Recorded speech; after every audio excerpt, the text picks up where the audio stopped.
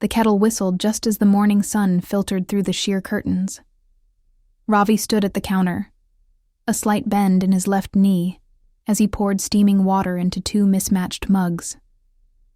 His limp, subtle now after years of physiotherapy, was still noticeable in the way he shifted his weight. He wore it with a quiet acceptance, like someone who had made peace with an uninvited guest. I watched him from the kitchen doorway.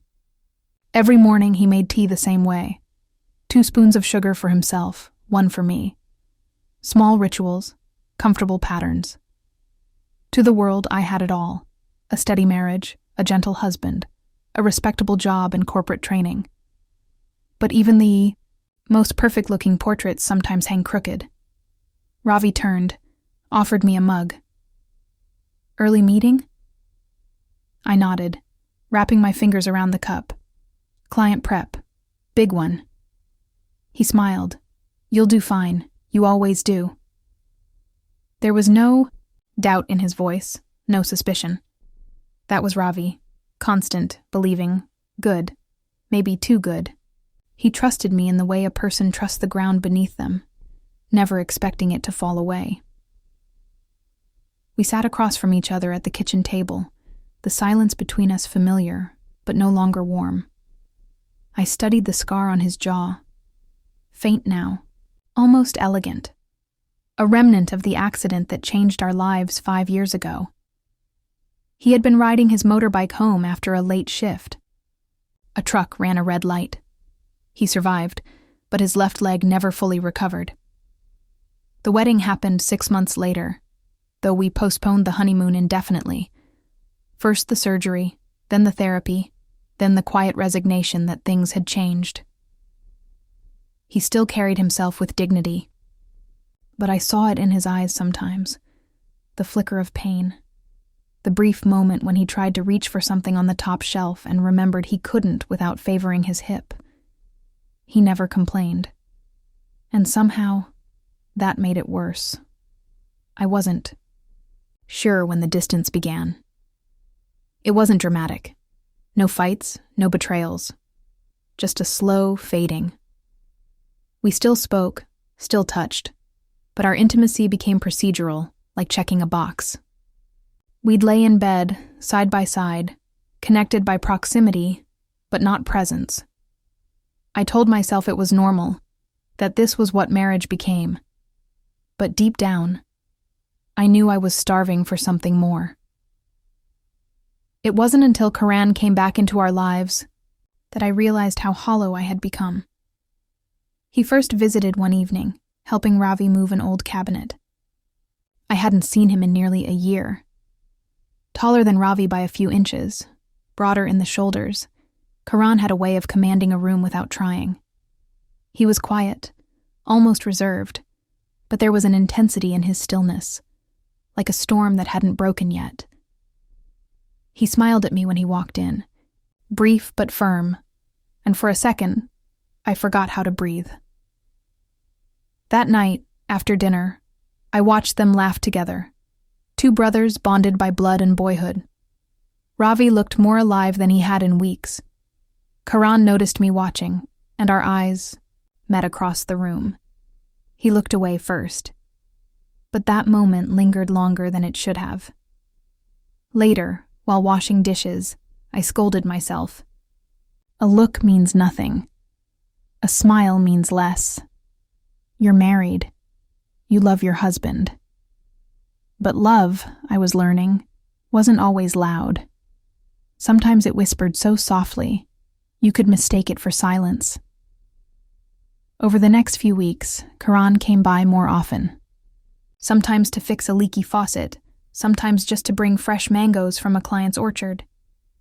He and Ravi would talk politics, cricket, old college memories. I would serve tea and listen from the kitchen, pretending not to notice the way. Karan's gaze occasionally found mine.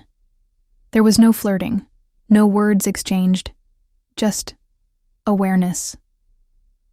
Priya, my closest friend at work, noticed the change in me. "You've been distracted lately," she said during lunch. "Everything okay at home?"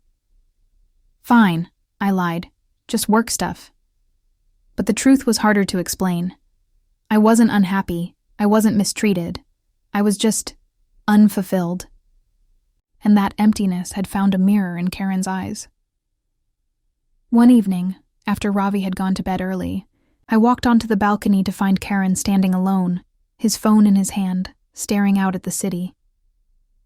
"You're quiet tonight," I said. He turned, studied me for a second longer than necessary, and then said, "Some things are better left unspoken." That was the moment. Not a touch, not a kiss, just a sentence that held everything between the lines. I should have walked back inside, but I didn't. The first time Karan touched me, it was by accident, or so I told myself. He was helping Ravi install curtain rods in the living room. Ravi, frustrated by the screws slipping, had gone to the hardware store for the third time that morning. I stayed behind to hold the stepladder, to steady it while Karen reached overhead. His hand brushed mine when he came down. Just skin on skin, nothing more. But my pulse betrayed me. Neither of us spoke. The silence stretched between us like a thread pulled too tight. Then casually, Karan stepped back, wiping imaginary dust from his hands. I turned toward the kitchen, pretending to check on the kettle. My breath felt shallow. Later that night, I replayed the moment in my mind, analyzing it from every possible angle. It was harmless. It meant nothing. And yet, I felt marked. Ravi was asleep beside me, one arm draped across his chest, his breathing slow and deep. I studied his face in the dim light. He looked peaceful, trusting. That trust wrapped around my ribs like a vice. The next time Karen came by, it was with lunch from a small eatery he and Ravi loved growing up. They sat together, on the floor, unwrapping banana leaves and laughing over stories from school. I sat on the couch, half listening, half watching Karan's hands as he spoke. There was a presence about him. Not arrogance, something more grounded. When he looked at me, he didn't flinch. He saw me. And the weight of that gaze made me forget how to be ordinary. It was Priya who noticed my shift again. "You've been humming," she said over coffee one afternoon at work. "Is that a crime now?" She raised an eyebrow. "No, but last week you said you couldn't remember the last time you felt excited about anything. Now you're glowing." I shrugged. Maybe I'm just getting better sleep. But I wasn't.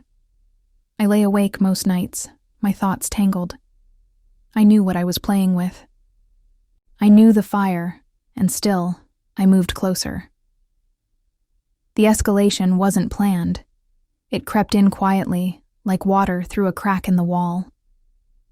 One evening, Ravi was late from a doctor's appointment. I offered Karan a cup of tea.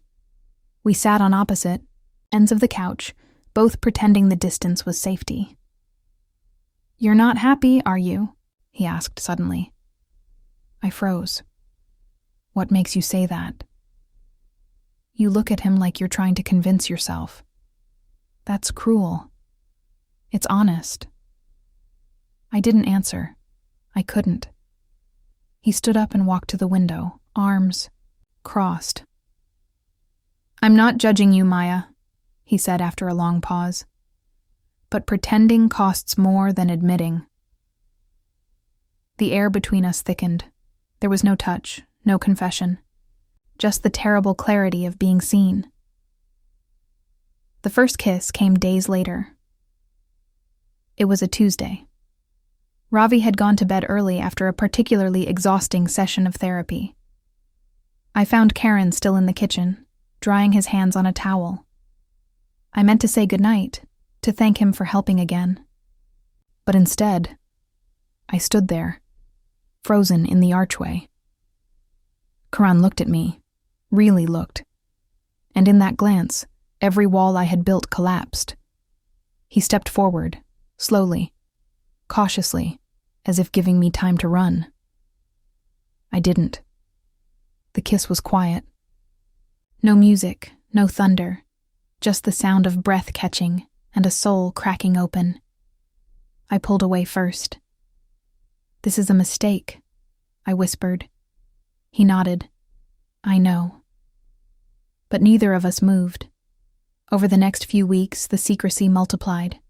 Glances became touches. Touches became meetings when Ravi wasn't home. I kept telling myself I was in control, that it hadn't gone too far yet, that I could still stop. But guilt doesn't sleep. It festers. It shows up in how you overcompensate, how you laugh a little too hard at your husband's jokes, how you rush to kiss him goodbye at the door. Ravi didn't notice. Or if he did, he said nothing. One afternoon, while folding laundry, I found one of his socks, worn thin at the heel, the fabric stretched where the brace rubbed. I held it in my hands, tears threatening. How do you betray someone who has never wronged you? That night, I told Karen we needed to stop, that it had to end before it destroyed all three of us. He agreed. But the next morning, I woke to a message. Room 508. One night. No questions. I stared at it for minutes, and against every instinct, I didn't delete it. The train ride to Indore was uneventful. Gray fields blurred past the window as Maya leaned her forehead against the cool glass. Her laptop was open, documents waiting for revision, but her thoughts moved elsewhere. Room 508. One night, no questions. She'd read the message 36 times since yesterday. Not a plea, not a demand, just a door quietly left open. Ravi had packed her suitcase the night before, folding each blouse neatly, slipping in a tiny sachet of lavender. As he zipped the bag shut, he placed a small worn keychain on top, a crescent moon, a token from a beach trip they'd taken in better days. "For luck," he said, "just in case the presentation gods are grumpy." She had smiled, kissed his cheek, and turned away before he could see her expression crack. Now, hours later, she entered the hotel lobby under the weight of choices made in silence. No one greeted her by name. No one cared who she was or why. She was there. That anonymity made it easier. At the desk, she gave her name. The receptionist nodded, slid a card across the counter, and said, "5th floor, ma'am. Elevator to the left." The hallway smelled of lemon cleaner and stale, ere she passed a housekeeping cart. A maid glanced up, then back down. No one asked questions. The keycard clicked. The door opened. Room 508 was generic. Beige walls, neutral carpet, a bed with crisp sheets that hadn't been slept in. The curtains were drawn but not tight. Afternoon light seeped through like a half-forgiven truth. He was already there. Karan stood by the window, arms folded, eyes shadowed by uncertainty. Not regret, not desire. Something more fragile. Recognition. They were no longer people flirting with the edge. They were across it now. No one spoke. Maya placed her bag near the high-key desk and walked to the center of the room. Her heartbeat was deafening. She felt both rooted and untethered, like a tree in a storm trying to pretend it wasn't moving. Karen stepped forward. The kiss this time wasn't quiet. It wasn't curious. It was desperate, hungry, honest. Months of restraint dissolved into motion, shirts lifted, skin revealed, a chaos of limbs and breath. Time unraveled. They didn't make promises. There were no whispered futures or poetic declarations, just the rhythmic language of bodies seeking something they couldn't name. Afterward, Maya lay awake, the sheets cool against her back. Karen slept beside her, his chest rising and falling, in a steady cadence. She stared at the ceiling, counting the light cracks in the plaster. Her phone buzzed once. A message from Priya. "How'd the meeting go? You okay?" She didn't answer. Instead, She slid out of bed, careful not to wake him, and moved to the window. Below, the city pulsed. Cars, lights, strangers moving through their own stories, unaware of hers. The guilt came slowly, not like a flood, but like a tide pulling her inch by inch away from shore. She thought of Ravi, his gentle smile, the way he always asked if she needed anything before she left for work, his quiet gratitude for small gestures. And yet, even now, she didn't feel sorrow as much as she felt stillness. She had crossed something inside herself. The morning after was polite. Karan offered coffee from the machine in the hallway, and she declined. They didn't talk about what had happened. Not really. What could be said that hadn't already been written on skin? They parted at the lobby, no goodbyes, no next steps. She took a cab straight to the train station. By the time she reached home, Ravi was at the kitchen table, reading the paper with his glasses slipping low on his nose. He looked up, smiled gently. "You're early," he said. "Did everything go okay?" Maya nodded, placing her bag beside the couch. "Yeah, smooth." The client seemed satisfied. He stood slowly, favoring his leg. "I thought you'd want tea. I started it a few minutes ago." He turned to the counter, reached for the mugs. Maya sat down, hands clasped tightly in her lap. Then she saw it, the crescent moon keychain, resting on the table beside his phone, the one she thought he had packed in her bag. She felt her stomach drop. Her breath caught. He hadn't given it to her. He had kept it. Ravi turned back toward her, 2 mugs in hand. His smile hadn't changed, but something behind his eyes had. It was softer, sadder, like he was seeing her for the first time, not the version she performed, but the truth beneath. He didn't ask anything, and she didn't explain. In that silence, 1,000 unspoken things passed between them. She took the mug with both hands and drank.